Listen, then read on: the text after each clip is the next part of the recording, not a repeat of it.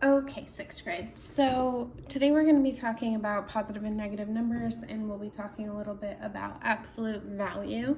So if you look at this beautiful, beautiful picture that I drew, this is me and my best friend Andrew and my partner Philip in Hawaii. Andrew is doing some hiking in the mountains. I am doing some fishing on a boat. And Philip is doing some scuba diving down here. And what we're going to do is we're going to make a vertical number line and plot where each of us are. So mischief here at sea level is going to be considered the 0. So this is a really common real world application that you see sometimes, where 0 is sea level. Andrew's going to be up here doing some hiking. Let's say he's at 700 feet, 600, 500, 400, 300, 200, 100. Something I want to point out here is that you often see number lines going from 0 to 1 to 2 to 3.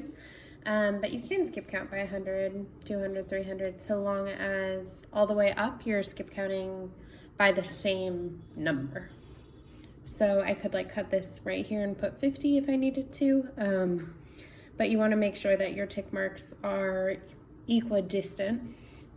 So down here, I'm going to do negative 100, negative 200, negative 300, negative 400, negative 500. Great. So let's label. Andrew is at positive 700. Mischief is at 0. And let's say Philip is actually around negative 350. So we'll make a new dot for him and then label that negative 350. So I just wanted to show you like a real world application. I also wanted to make sure that you're seeing vertical number lines. So in a vertical number line, positive numbers are above 0, negative numbers are below 0. Whereas when we're looking at a horizontal number line, numbers to the left of 0 are negative and numbers to the right of 0 are positive. So we'll come back to this beautiful work of art in just a minute. But I wanted to go over some absolute value problems with you. So this is a new thing that some of you have seen. Might look like that. Might look like that. Might look like that. Might look like that.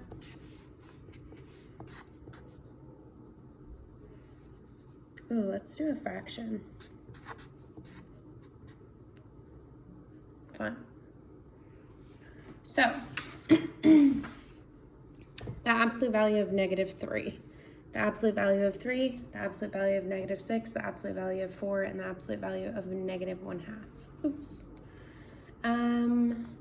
Should we stick with the vertical number line? Let's do it. So,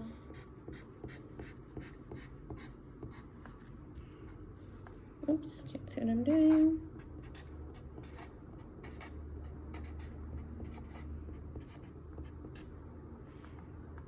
I always check myself. One of my favorite mistakes, sometimes kids will label backwards. So they'll start with negative 1 down here and then negative 2, negative 3. And then up here would be negative 8. But I always like to ask myself like, oh, how many units away?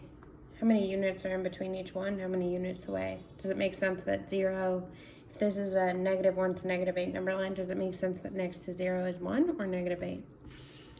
Just a fun little trick that I like to just check my work with. Okay, so yep.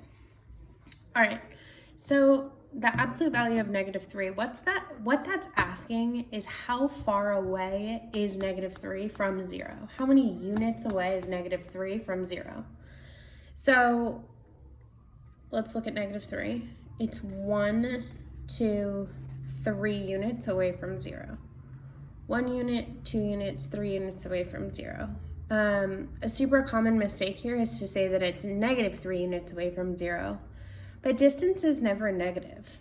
So if you think about mischief right here, if I walk forward 10 steps, and then I turn around and I walk backwards 10 steps, it's not like I walked 0 steps. It's not like my steps somehow canceled each other out. I walked 20 steps altogether, even though I walked forward in one direction and backwards in another direction. So it's not like there's negative distance. So we always say distance can never be negative, which means that absolute value can never be negative. So when you're solving absolute value problems, your answer is always going to be positive. So what's the absolute value of -3? It's 1, 2, 3 units away from 0. What's the absolute value of +3? It's also 1, 2, 3 units away from 0. -6, 1 unit, 2 units, 3 units, 4 units, 5 units, 6 units away from 0. So -6, the absolute value of -6 is +6. What about 4? 1, 2, 3, 4. +4, the absolute value is 4. It's 4 units away from 0. -1/2. How far away is -1/2 from 0? Half a unit. So, anytime you're solving for absolute value, your answer is always going to be positive because distance can never be negative. So if we go back to this problem, when we're looking at vertical number lines like this, we're talking about at sea level, above sea level, below sea level. Sometimes we give below sea level, we make them negative numbers in terms of like being able to abstractly understand that they're below sea level. But if I were to ask you how many feet below sea level is Philip, you would not say he's -350 feet below sea level because distance can't be negative. So the below would indicate to us that we were representing it as a negative number, but Philip is 350 feet below sea level.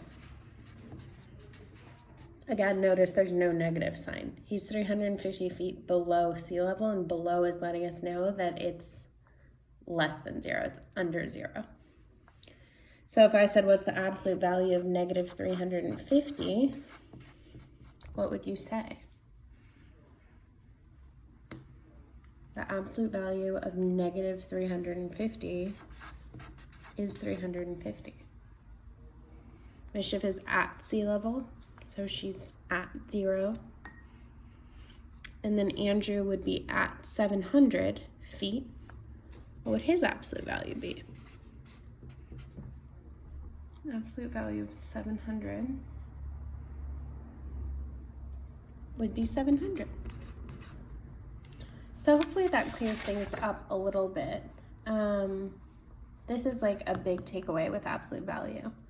And absolute value itself, it's important to remember that all absolute value is asking you is the distance a number is away from 0.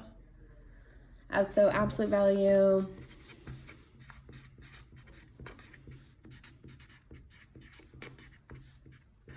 is the distance away. Absolute value is the distance away from 0, and it's always positive.